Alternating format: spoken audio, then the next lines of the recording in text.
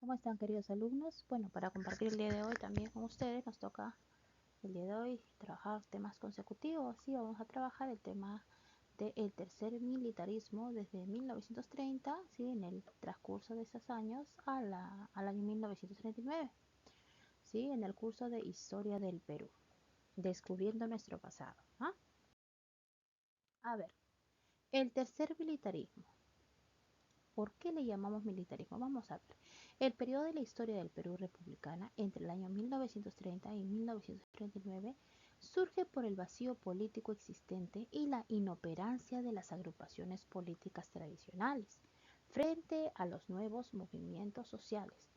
Tuvo por objetivo proteger a la oligarquía terrateniente y el sistema imperante ante la crisis social. Bueno, chicos, se llama justamente gobierno del tercer militarismo porque en esa etapa o en esa época eh, justamente sucedieron numerosos militares, ¿no? Que estuvieron a cargo y estuvieron durante el gobierno del Perú durante esa época, ¿no? Justamente se llama tercer militarismo porque, repito, hubo una sucesión de militares, de numerosos militares que ocuparon este puesto y estuvieron como gobernantes en nuestro país, en nuestro Perú. Muy bien, veamos las características. Dice ahí, fue implantada mediante el golpe del Estado de Luis Sánchez Cerro, ¿no? El representante de ese entonces, por el temor de un desborde de las luchas sociales. Primero dice que se produjo la crisis económica internacional. Se sabe que nuestro país siempre tenía que tener un capital que nos brindaba un país extranjero para poder hacer de ello un uso e incrementar mayores ingresos económicos. Pero sin embargo, en esa época, ¿qué cosa hubo? Ya como que no había tanta soltura de los países porque también ellos estaban pasando por una crisis económica, ¿no? Ahora, se producen, dice, las migraciones internas del campo a la ciudad. ¿Ya? ¿Qué significa migraciones? La migración significa sacar de un lugar para colocar a otro. El Perú se va convirtiendo, dice, de un país de raíces andinas y rural a uno básicamente costeño y urbano. Es decir, va cambiando sus costumbres. Usted sabe que cada región tiene diferentes costumbres, pero dice que se va convirtiendo, ya va, digamos, va creciendo, va, mm, va evolucionando, ¿no? Va convirtiéndose en un país de raíces andinas y rural a uno básicamente costeño y urbano. Justamente va avanzando, ¿no? Va eh, afrontando mejor las cosas y este también va mejorando en todos sus esquemas, en todo el proyecto y la perspectiva que tenían entonces los gobernantes, ¿no? Surge el comunismo y el aprismo.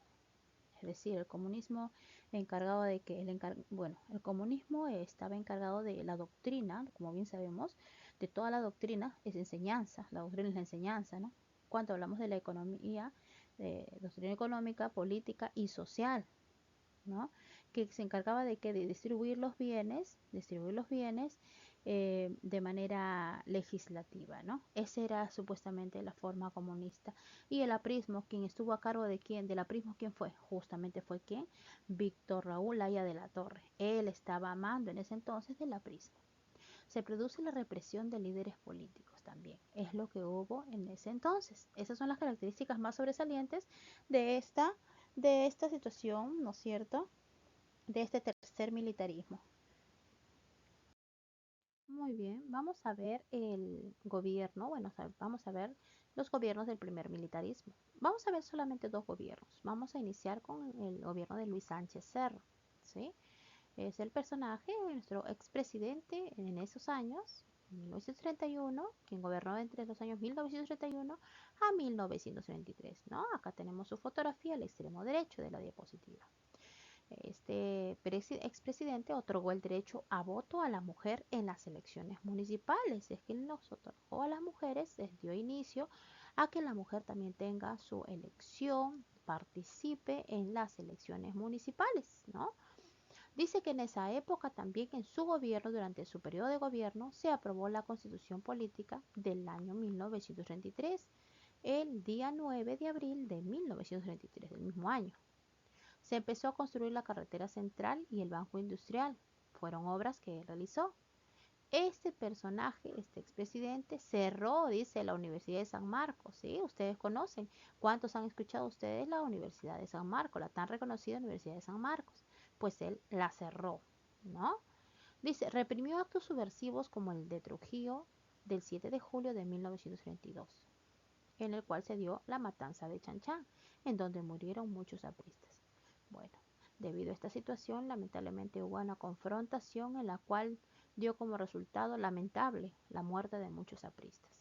¿No? Usted sabe que hoy en día partidos políticos hay un montón. Tenemos el partido, por ejemplo, de los israelitas, que es el partido FREPAP, ¿no? Tenemos también Podemos Perú, Unión por el Perú, Alianza por el Progreso, y así diferentes partidos políticos. Hasta la fecha todavía existe el partido aprista, ¿no? Tenemos libertad de opinión, no hay democracia en nuestro país. Pero pues en ese entonces hubo una confrontación, lo cual pues ya sacó a flote ciertas actitudes y una confrontación que dio como resultado la muerte de muchos apristas en ese entonces. Luis Sánchez Cerro fue asesinado en el hipódromo de Santa Beatriz en el año 1933, el 30 de abril. Mire todo lo que pasó a este personaje.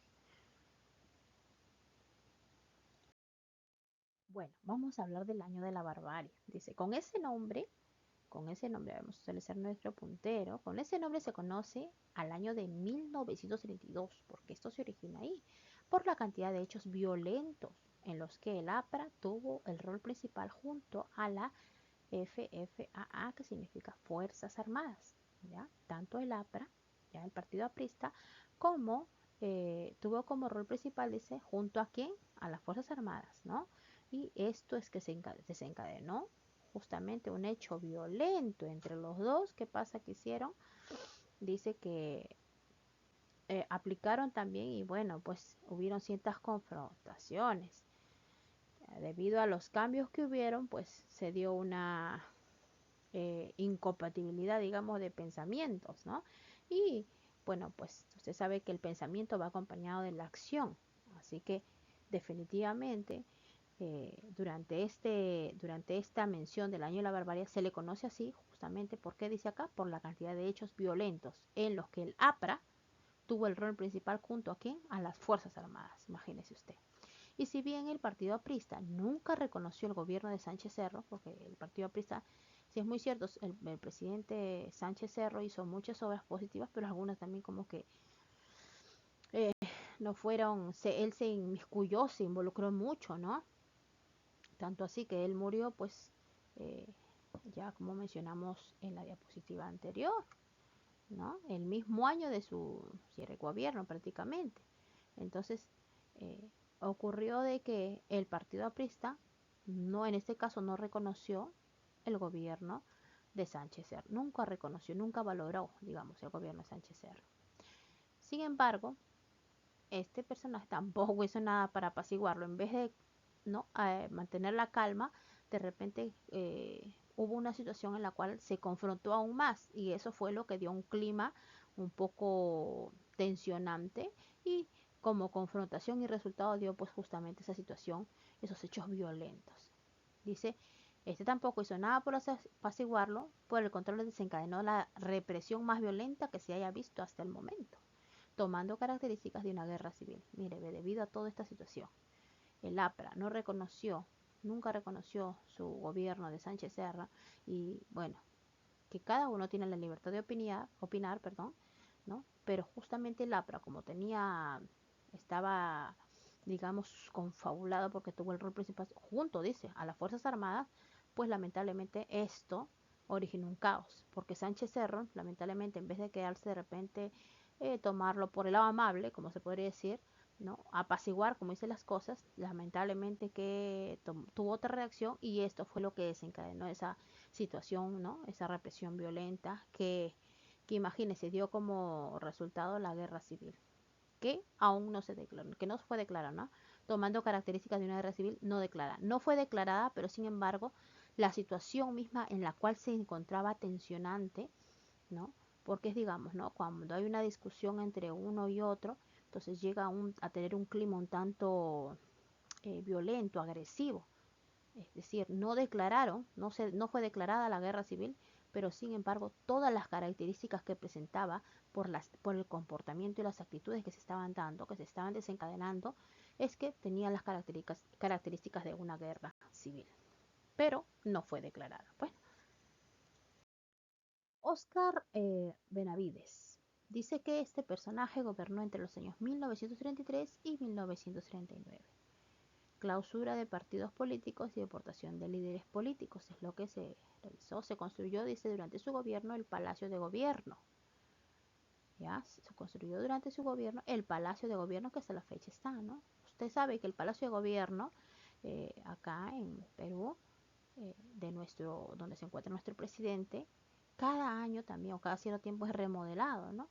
Pero dice que él fue el que construyó, dio los primeros cimientos. Construyó el Palacio de Gobierno, el Palacio de Justicia también lo elaboró y se remodeló la Plaza de Armas. ¿Quién no conoce la Plaza de Armas? Un lugar turístico muy histórico acá en nuestro país.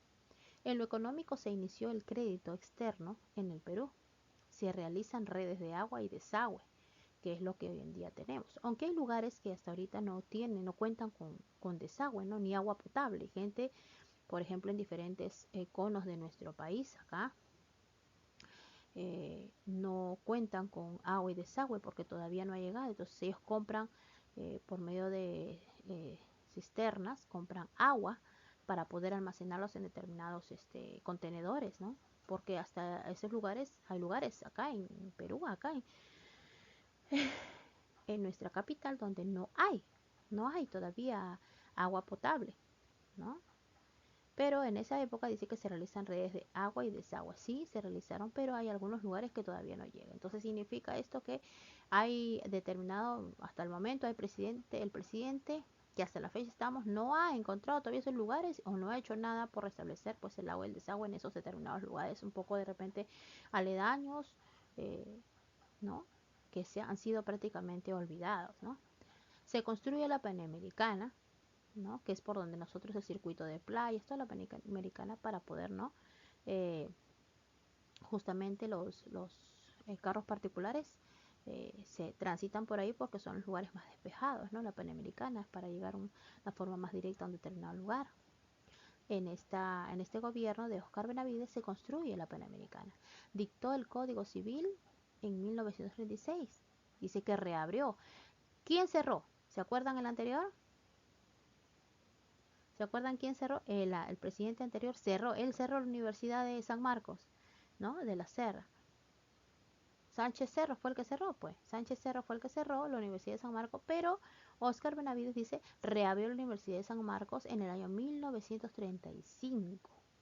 Al final de su gobierno se produce la Segunda Guerra Mundial en septiembre de 1939. Justo el que estaba saliendo ya de su gobierno, terminando su gobierno, y se produce la Segunda Guerra Mundial. Imagínese usted.